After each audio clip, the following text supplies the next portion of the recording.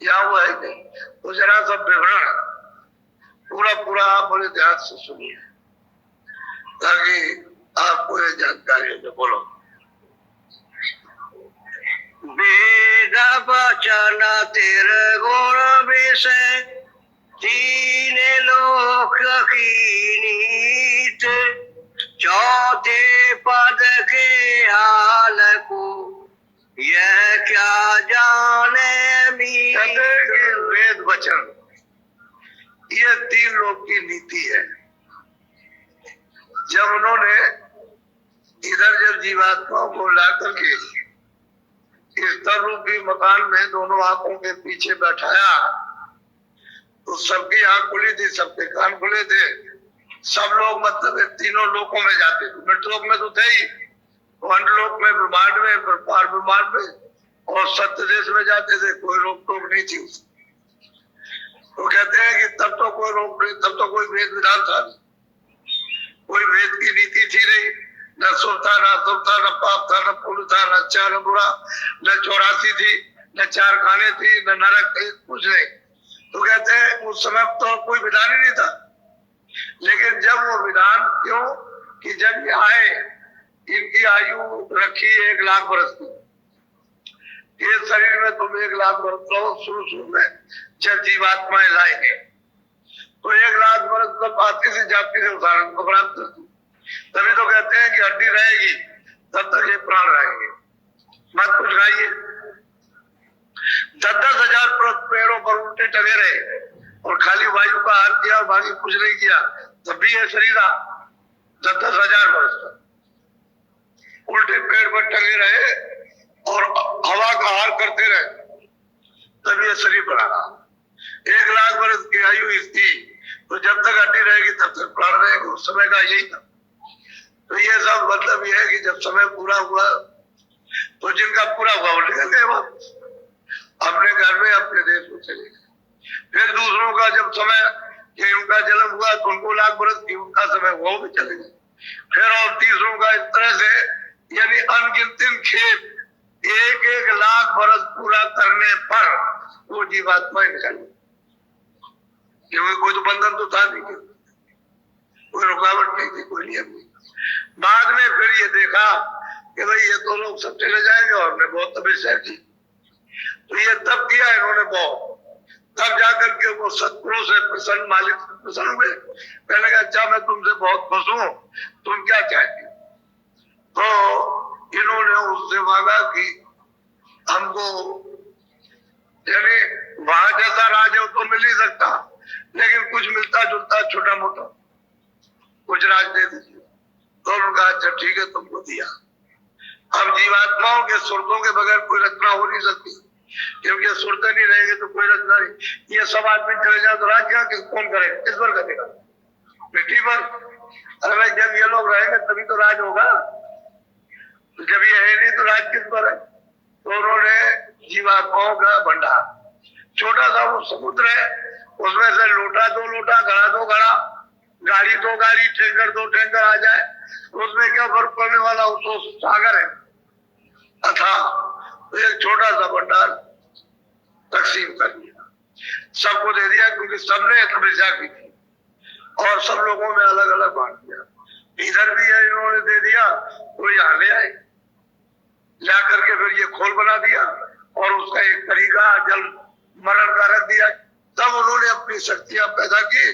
जन्म दे करके जब उनका जन्म हो गया तो आदेश दे दिया कि तुम सीधे जंगल में चले जाओ, घोड़ा। वो जंगल में चले गए, तो वो भी विधान ऐसे नहीं बना सकते। वो भी 20,000 वर्ष तक तब किया ब्रह्मा ने, विष्णु ने, महादेव ने।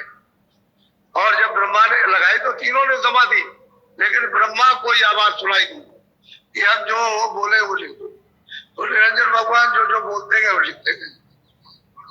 वो कहते हैं कि 3 लोक की नीत है, ये यहाँ भी काम करेगी, स्वर्ग में भी काम करेगी और ब्रह्मांड में भी काम करेगी। 3 लोक की नीत का इनके मतलब है कि त्रय वचन, रजोगुण, तमोगुण, सतोगुण, ये तीनों प्रकार के वचन है। उन्होंने नीत बना दी, नियम बना दिया, विधान बना दिया और उन्होंने आदेश दे दिया कि भाई तुमको अधिकार दिया जाता है मृतलोक में जो चाहो सो करो।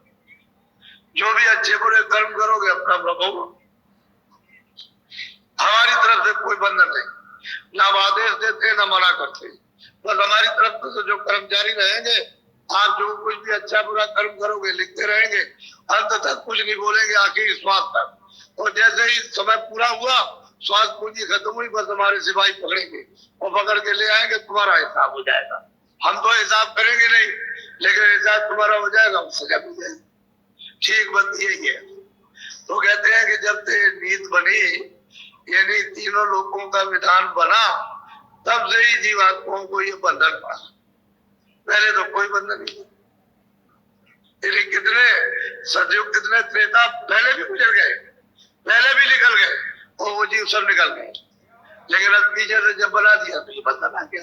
अब यही से बेड़ी पड़ जाएगी आपकी, पाप की पुण्य की, पाप की पुण्य की, पाप की पुण्य की, और उसी का मतलब अच्छा। फिर आपने अच्छा भोगा, धनी मानी, राजघर में तुमको राजा बनाया, जन्म दिया, तो तुमने पाप किया, पर बस नीचे उतर गए। इतने में तो नीचे गए, बस नीचे गए, नीचे 4 खानों में 84 लज्जियों ने नरकों में उतार दिया। अब अपराध किया हुआ भोगते रहो। ठीक ही हालत रहे। अब बिना महापुरुष के जो इसका भेद जानता, उसके बगैर कोई पार नहीं जा सकता। अब नहीं जा सकता कोई भी हो, चाहे जितना भी पढ़ो लिखो। पढ़ना लिखना चातुरी, पढ़ना लिखना तो चतुरता है। तो बात सहज काम दहन, मन बस करण चढ़न मुश्किल।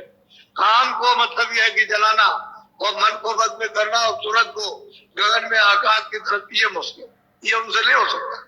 वो जानते ही नहीं इसको, ये काम कैसे दहन किया जाएगा। और मैं आपको उत्पत्ति का ये विस्तार कैसे हुआ, वो सब आप समाचार सुनिए बहुत प्रेम के साथ। बोलो। अब पाते वर्णन करूं, जस संतन मत माही, होने पर भी कहत हूँ, ताते भर मन अब महापुरुष कहते हैं कि भाई उत्पत्ति तुम्हारी कैसे हुई, और प्रलय का भी वर्णन करूंगा, तभी तो तुम्हारा भ्रम जाएगा। अगर तुमको ये नहीं बताऊंगा तुम्हारी उत्पत्ति कैसे हुई और कैसे तुम्हारी प्रलय होगी, तो भ्रम कैसे जाएगा। अब दोनों चीजों को मालूम होना चाहिए। तो बगैर संतों के और कोई वर्णन भी नहीं कर सकता, क्योंकि संत तो होते हैं पूरे। बाकी कोई स्थान तक पहुंचा, स्वर्ग पहुंचा, स्वर्ग तक का हाथ जाना, वैकुंठ में पहुंचा, वैकुंठ तक का जाना, और शक्ति लोक में पहुंचा, शक्ति का जाना, ईश्वर के लोक में, वहां माया के लोक में जाना तो माया तक का पहुंचा, और ब्रह्म के लोक में पहुंचा, वहां आगे का नहीं जाता, आगे का उसे क्या बल। लेकिन जो सबका भेद जानता, और जहां से ये सब निकास हुआ, जब वो पहुंच जाएगा तो ये सबको जान जाएगा, सबसे मिलेगा, सबको जानेगा, सब में से आएगा, सब में से जाएगा। बगैर संतों के कोई इस राज को कह भी नहीं सकता, क्योंकि उसको तो मालूम है नहीं। अब वो जो कोई कहेगा लड़ाई हो जाएगी। खुद संघर्ष अपने मन से करेगा, क्योंकि बुद्धि में तो वो चीज आएगी नहीं, वो तो बुद्धि के परे है, मन के परे, इंद्रियों के परे। वो तो वहां आत्म चेतन ज्ञान है। तो जब जीवात्मा को नहीं जगाओगे तो जानोगे क्या। ये तो वहां बुद्धि काम नहीं करती। बोलो। सबकी याद कहूँ अब स्वामी, अगाध अपार। हम लोग कहते हैं कि भाई सबकी याद, वो एक अकय था, अपार था, अनामी था, अनाम था। कहते हैं पहले वो अकेला ही था, अब उसी में सब। अपार था, बेअंत्या था, बेकुमार था, उसकी कोई बेमारी तब भी नहीं है, पहले भी नहीं थी। और अनामी था, उसको कोई नाम न पहले नाम है ना अब है। पहले भी नाम नहीं था उसका, अब भी नाम नहीं। अब वो तो आप भक्त बन करके कुछ भी आप नाम सिद्ध कर लीजिए, वो तो अलग बात, वो तो अब भी अनाम है। कहते हैं वह कहे अपार और अनाम, अकेला था। न ईश्वर थे, न ब्रह्म थे, न पारब्रह्म थे, न धरती थी, न गगन है, न स्वर्ग है, न वैकुंठ है, न ब्रह्मांड है, न पार ब्रह्मांड है, न वेद है, न कतेब है, न कुरान है, न पुराण है, न सूरज है, न सितारे है, कुछ नहीं। कोई चीज कहते हैं कुछ नहीं था, मैं अकेला था। अब वो अपनी बात कट गया। अब वो जब वहां सूरत आएगी, वो रूप धारण और ज्ञान लेकर के जब यहाँ आएगी, वो तब वही वर्णन करेगी, तो उसका तो वही रूप। वो तो जानकारी लेकर के आए, वो वही है। वो तो मतलब उसने एक देश रूप धारण किया वर्णन करने के लिए, है वही। तो वहां से आया तो कहते हैं कि भाई मैं ये था, पहले ये कुछ नहीं था। बोलो।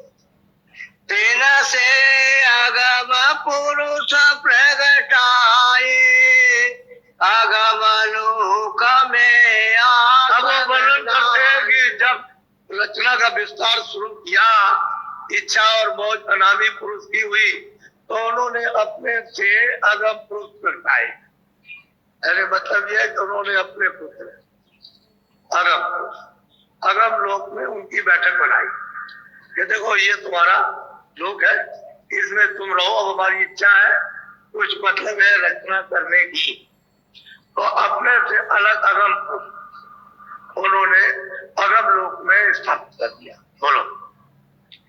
अलख पुरुष का हुआ उजाला, अलख लोक उन और तीसरे पुत्र हैं अलग पुरुष, अनामी पुरुष के तीसरे पुत्र हैं अलग पुरुष, और वो अलग लोक में उनको स्थापित कर दिया। उधर अगम लोक, उधर में अलग लोक, ये दो हो गए। बोलो। फिर सत नाम पुरुष सत सोई, सात सात रचना जाओ। तीसरे जो कहते हैं हमारे पुत्र हैं सतपुरुष, सतलोक में उनका नाम सतनाम है, सतलोक में उनका नाम सती सत्य है। वहां सत्य का कोई काम नहीं है। तो सतलोक अलग है, अलग लोग अलग है, अगम लोग और नामी लोग का अपार है, बेत्यास। तो जैसे पहले था वैसे, उसमें तो कोई अंतर किसी तरह का है, वो तो पहले ही। वो मालिक भी वैसे ही, बस कहते हैं कि तीनों ये मेरे पुत्र, मैंने पहले मतलब ये है कि स्थापित किए।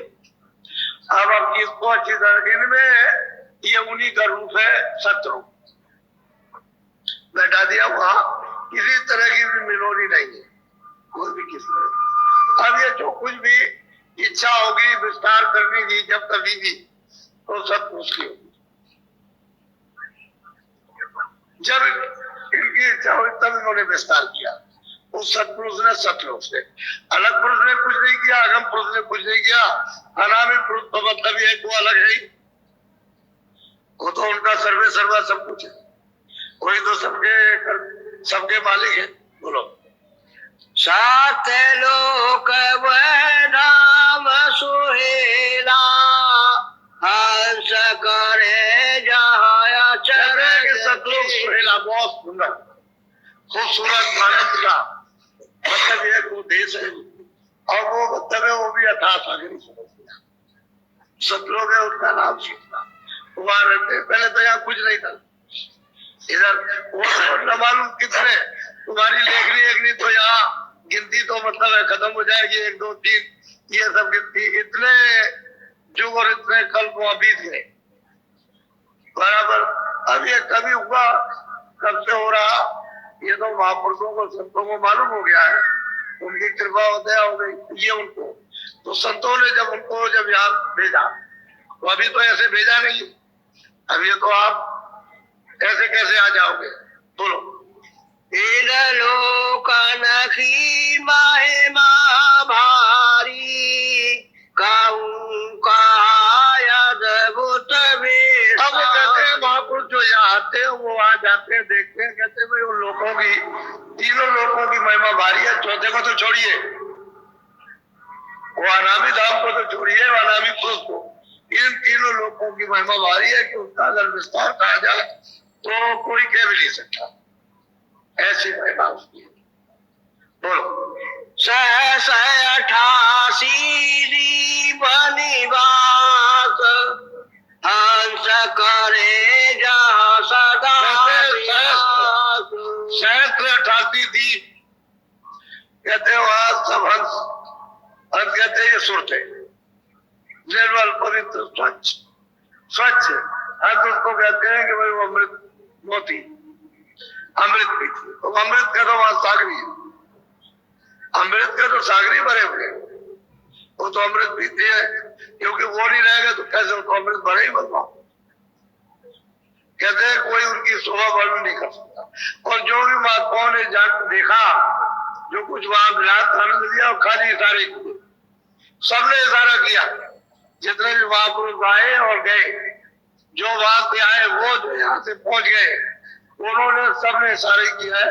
किसी ने ये नहीं कहा कि मैं कुछ ज्ञान किया। कहते हैं उनकी शोभा इतनी भारी है कि वचनों से न कह सकेगा कोई, न ले सकेगा। बोलो। सुख का धाम सदा सुख जहाँ, दुख कलेश का कहते हैं दुख कलेश का कहीं नाम नहीं हुआ। सुखी सुख है, सुखी सुख, आनंद ही आनंद। भाई वो तो देश ऐसा जहाँ आनंद ही आनंद, कोई किसी तरह का कहीं किसी बात, वहां तो कोई बीमारी है ही नहीं, कोई शरीर गलता नहीं है। मतलब ये कोई रोग नहीं, शरीर को तो सब रोए है, वो तो जीवात्मा चेतनी चेतन है। वो कहते हैं सुख का दान और सदा आनंद ही आनंद है। कहते हैं वहां वो सब मतलब ये ज्ञान और कितना कितना प्रकाश है कि वो ब्रह्म में और पार ब्रह्म में इतना प्रकाश नहीं है जितना एक सूरत में प्रकाश है। यही जो सूरत दोनों आंखों के बीचों बीच में बैठी हुई है, जब वहां पहुंच जाती है तो इसमें कितना प्रकाश है कि ब्रह्म और पार ब्रह्म इनके कुछ नहीं प्रकाश, इतना प्रकाश। तो यही सुरतें वहां कहते हैं सदा विलास करती रहती। और कैसा कैसा विलास तो पढ़ो। नई नई लीला सदानंद, हंस करे नित परमानंद। नई नई लीला चढ़ पर नई नई लीला होती है तरह तरह की। और मतलब ये है कि यही वहां विलास, यही हंस करते रहते हैं वहां, और अपनी रचना रचते रहते। तो मंडल वो तो सागर है, उसमें सब ये होता रहता है। और मालिक मतलब ये अलग बैठे हुए, वहां के मालिक सब कुछ अलग है। और ये सब रचना, सब विलास, सब आनंद सब होता रहता है, क्योंकि उन सूत्रों में, उन अंशों में इतना प्रकाश है। वो तो इनमें उनमें इतनी क्षमता है कि अगर उनको आदेश मिल जाए तो वो कितने लोग बना दे। बोलो। आमी यार भोग पर चंड, साच खंड वह राम कहते हैं कभी हार, बस अमृत का हार होता है। और वो जो अमृत का हार है प्रचंड भोग, सबसे उत्तम, उससे बढ़िया कोई भोगी नहीं। और सदा सतलोक में ये हंस मतलब विहार करते रहते हैं। बोलो। अभी कर रहे हैं वैसे, आप ही वही थे। ये जीवात्माएं आई चल रहे, ये सब वही से आई हुई, सदा विहार करती थी। लेकिन अब ये उनकी मर्जी मौज हो गई। तासे बाबर गुफार राखी, सोहं पुरुष नाम का भाई। उसके बाद जब सतपुरुष की इच्छा हुई, जब उनकी मौज मस्ती हुई, तो उन्होंने पहले क्या रचना की, भंवर गुफा की मंडल बनाया, यदि सतलोक से अलग। वो भंवर गुफा का मंडल बनाया, इच्छा हुई तो उसने मतलब ब्रह्मांड बनाया, पार बना।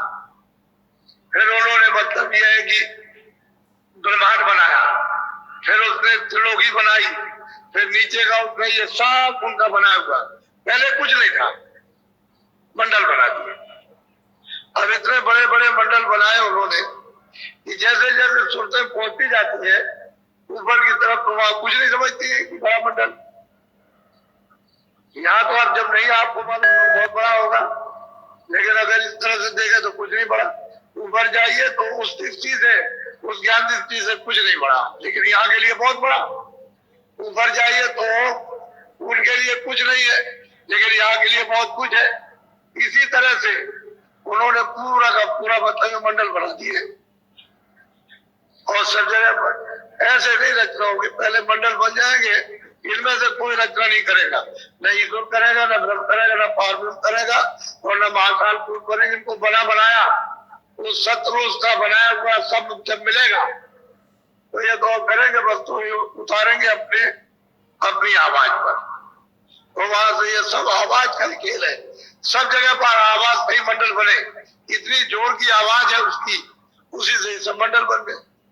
अब वो जब उतारेगा किसी को तो अपनी आवाज सीधी डालेगा, उसी पर लोगों को उतार देगा। तो सीधी आवाज उसने छोड़ दी और उसने ऐसे नहीं जानबूझ करके रचना की है। ये ध्रुव तारा जो आप देखते हो ये उसी का एक प्रतिबिंब है, वो एक ही जगह इस तरह से ऐसे ऊपर से आवाज आ रही है ऐसे। अब इसी आवाज के ऊपर में सब टिके, ईश्वर भी टिके, ब्रह्म भी टिके, पार्वती भी टिके, महाकाल भी, सब, और ये सब के सब उसी पर घूम रहे जैसे इस तरह से ऐसे राउंड लग रहा है। सबका ऊपर देखने से पता चलता है ऐसे सब घूम रहा है जितना। यही नहीं, स्वर्ग है, वैकुंठ है, ब्रह्मांड है, ईश्वर घूम रहे, ब्रह्म घूम रहे, पार घूम रहे, सब उसके ऊपर में ऐसे घूम रहे इस तरह से।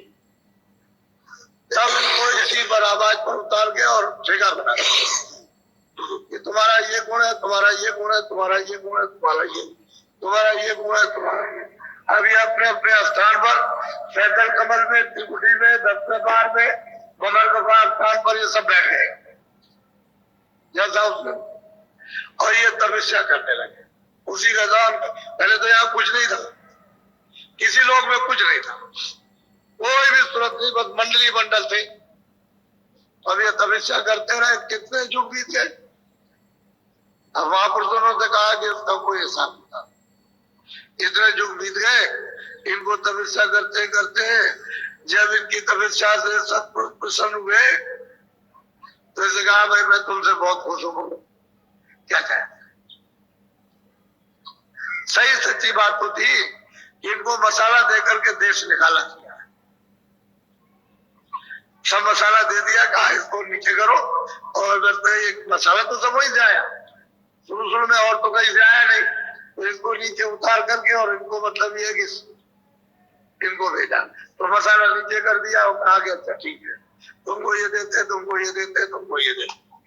और फिर सुरतों का भंडार उसी आवाज पर, उसी सद पर, उसी नाम पर, उसी देववाणी पर, उसी बाजा पर उतार दिया, पूरा का पूरा भंडार उतार करके ले आए और जगह जगह छोड़ते आए। जो जहां जिसको दिया था भंडार उतना उसको छोड़ दिया, उतना उस स्थान पर, उतना उस स्थान पर। फिर उन्होंने मतलब अपने अपने स्थान पर जिसकी जैसी रचना थी उन्हीं मतलब है कि जीवात्माओं को लेकर रचना की उन्होंने। फिर वो वहां के शासक हो जाते हैं, शासन करने लगे, देखभाल करने लगे। जैसे यहाँ आकर के ये लोग में ये सब रचना हो गई, और अगर मान लीजिए कि आपको न दिया जाए तो राजा किस बात पर राज करेगा, आप ही तो करेगा। जब कोई आया नहीं है तो खाली मतलब आकाश पर राज करेगा भाई, जब आओगे तभी तो राज होगा। इसी तरह से मतलब ये धीरे से अब इनको भी मिल गया, निरंजन भगवान को भी, जो सैदल कमल में बैठे हुए हैं, इनको भी भंडार दिया गया। ये सबसे छोटे पुत्र है, सतपुरुष के सबसे छोटे, ये लघु पुत्र है।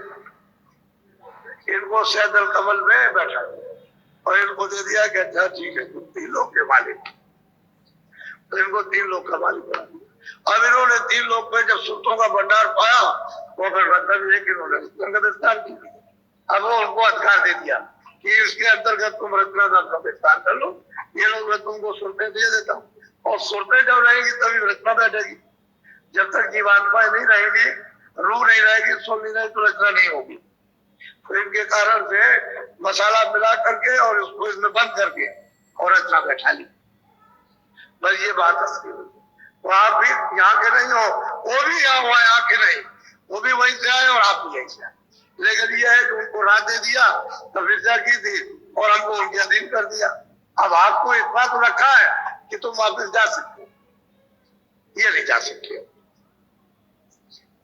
तो कहते हैं कि भाई पहले तो उन्होंने वो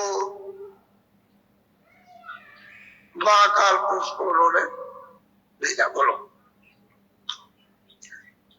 महासोना एक ठिकाना दीपाया चिंत मैदान। कहते हैं कि उन्होंने उसको रच दिया और इस पर जाकर के सोम पुरुष को बैठा दिया। वो भी बड़ा चिंत है क्योंकि वो बिल्कुल सतलोक के नाके पर है, लेकिन बहुत बड़ा है। अब इतना बड़ा मतलब यह है कि वो लोक है कि बस है तो नाके पर, लेकिन उसको बिल्कुल अलग कर दिया, दीप अलग कर दिया। और यहाँ उसकी ये तारीफ है कि अगर उसमें प्रवेश हो जाइए तो नीचे चलाइए, अरबों योजन नीचे चले जाए, पता नहीं चलेगा। यानी सूरज इतनी तेज रफ्तार से जाती है कि इतनी तेज रफ्तार तो यहाँ किसी चीज पर आई नहीं। इतनी तेज जाएगी तो वहां अरबों नीचे चली जाए, योजन, मील नहीं योजन, पता नहीं चलता कहां तक गई।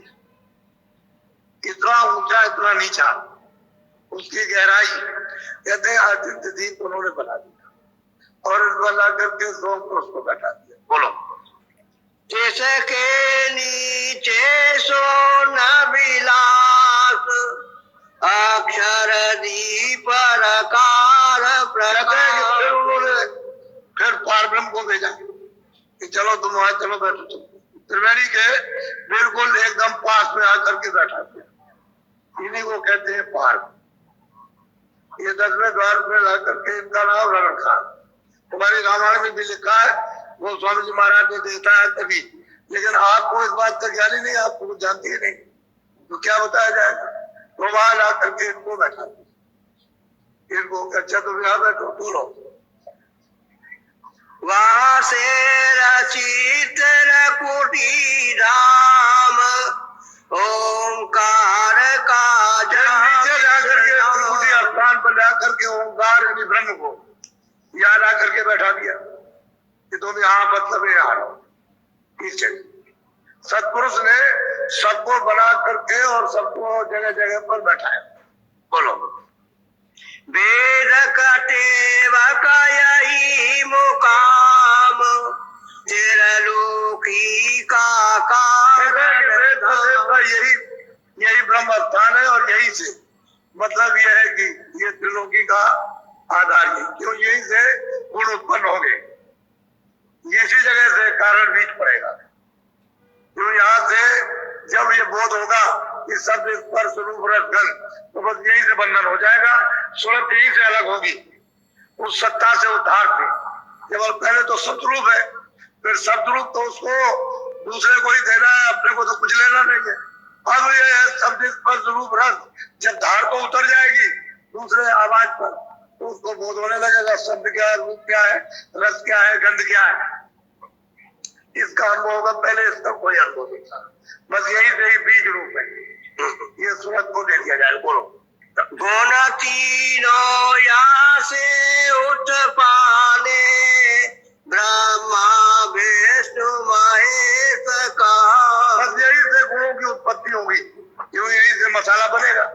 हम मिला जुला करके इसको बनाते चले आएंगे, धीरे धीरे धीरे धीरे वहां खफीफ है, उससे थोड़ा मोटा, उससे थोड़ा मोटा सोच करके और नीचे उतार करके ले आएंगे। बोलो। यहाँ से सारा गुण रचा पसारा, चारे खाने उत्पत्ति में। अब वो सहजल कमल में आकर के निरंजन भगवान को बैठा। अब उनको जब बैठाना तो यहाँ से सब गुण आपके, रजोगुण, तमोगुण, सतोगुण, मन, बुद्धि, चित्त, एकाग्र के सबके भंडार है। ये सब यही से मसाला आज ये तैयार हो जाएगा और नीचे आकर के यही से 10 इंद्रिया, चतुर्संताकरण और रजोगुण, तमोगुण, इनका उठा। और जब नीचे इधर जब आएगा तो ये पूरा नीचे मोटा खोल है, ये सब का सब, ये सब जड़ सरगुण, यानी ये मसाला है। ये 5 तत्वों का जल, पृथ्वी, अग्नि, वायु, आकाश, ये सब सिर्फ मोटा मसाला। तो इसमें जीवात्मा को बंद किया जाए। पहले तो बंद नहीं कर पाया था, तो बंद हो नहीं सकती थी। जब तक गंदगी नहीं बनेगी तब तक जीवात्मा उसमें फंस नहीं सकती है।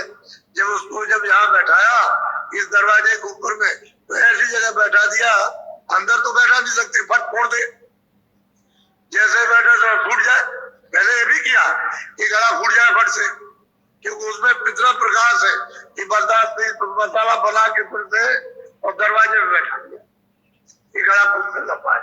तो दरवाजे में बैठी थी, जब 5 महीने का होने को हुआ, 4 महीने खत्म हुए, 5 महीने, तो दोनों आंखों के बीचों बीच सूरत को, जीवात्मा को, इस रूह को बैठाया।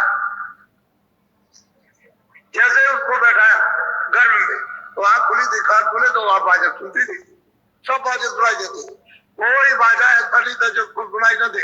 आँख खुली थी सब यही से, गर्भ में सब दिखाई देता, क्योंकि अंदर का रास्ता तो खुला था, अंदर से तो अंदर सब देख रही थी, लेकिन वो गर्भ में थी, खोल पक रहा था। जब खोल पक गया और 12 महीने का आया तो सतयुग जोगी सब दिख गया। अब ये सीधे मतलब ये कि सब खरड़ ध्यान तरह भोपाली सब जाते आते, सब मुकामों पर जा रहे आ रहे, जा रहे आ रहे, लौट रहे जा रहे, सब सीधे सतलोक में जाते होते। कई रोक टोक रास्ते में कहीं किसी जगह नहीं है, आएगी जाएगी, इस तरह से पहले होता था। सब कृतार्थ स्वरूप सनातन रास्ता था नाथ का। लेकिन अब गंदगी कैसे होगी जब इसको बांधा जाएगा? तो गंदगी इसको जब विधान बना, जब विधान पाठ का अच्छे बुरे न्याय न्याय को बना दिया, तो फिर उसने कहा कि देखो भाई ये गंदगी है, तुम अपने ऊपर मत लाना, ये गंदगी जमा मत करना, अच्छा बुरा कोई काम मत करो, मैं बुरा ही करो ना अच्छा ही करो। पहले तो ये समझाया, तो अधिकार इसको दोनों का दे दिया, अच्छे का बुरे का। अगर अच्छा भी करोगे तब भी आपको भोगना, बुरा भी करोगे तब भी अपना भोगना, दोनों कर्मों का फल आपको। तो अच्छा बुरा अब ये तो हम नहीं जानते थे, अपने को नहीं मालूम था कि अच्छे की भी गंदगी जमा होती है, बुरे की तो होगी, अच्छे की तो अच्छे, अच्छा बुरा न जानने के कारण ये यहाँ जमा नहीं। अब ये बहुत बड़ा आकार से छोटा होता तो एक बात भी थी, अब ये संसार के आकार से कितना लाखों हिस्सा कितना ज्यादा है इस जीवात्मा का हृदय, उसका ये दिल है इतना, उसमें आकर के सब गंदगी जमा होती रही और आप इसको पहचान नहीं सके। वो तो अंत में धोखा हो गया, जैसे कोई आदमी है चारों तरफ से घेर लिया जाए और जाने न दिया जाए घर में, ये क्या हो गया? ऐसे ही जीवात्मा को एक कौतूहल हो गया कि ये क्या हो गया। जब आकाश मैला हुआ और जब इसको कम दिखाई दिया, कम सुनाई दिया, तो ये जगह हो गया, ये क्या हो गया? तो सब आकाश मैला हो गया, अब तो हमको कुछ नहीं दिखाई दे रहा और कुछ सुनाई नहीं था, इसी में गिर गई, घेर लिया उस गंदगी से, बस घेर लिया। तो अब क्या कर सकते? अब दरवाजे पर उसने ये सुराग बनाए थे, ये इधर ये कान के नाक के, तो इसमें इसका प्रकाश इधर हो गया, अब ये प्रकाश इधर फैल गया, ऊपर की तरफ का प्रकाश बंद हो गया और आधार भी आपका चला गया। जो नाम को पकड़े थे, जो रूप को पकड़े, वो सब छूट गया, देखने का भी छूटा और सुनने का भी छूटा, और निराधार जीवात्मा हो गई। अब आप फंस गया। ये इस तरह से घेर घार करके बड़ी तरतीब में जीवात्माओं को घेरा गया, ऐसे घेरने में नहीं आती, वो तो सबसे चतुर थी। अब ये गिर गई तो कितने युग बीते, कितने युगों के बाद गिरी, कोई एक दो युग नहीं, एक दो कल्प नहीं, कितने कल्प और युग बीते तो बड़ी मुश्किल से घेर पाया। ऐसे जीवात्मा घेरने वाली नहीं, लेकिन अब क्या करें, मालिक की जो मर्जी थी हो गया। और वो कहते हैं भाई विस्तार तो ऐसे बोलो, जन्म मारे जीव छो राशि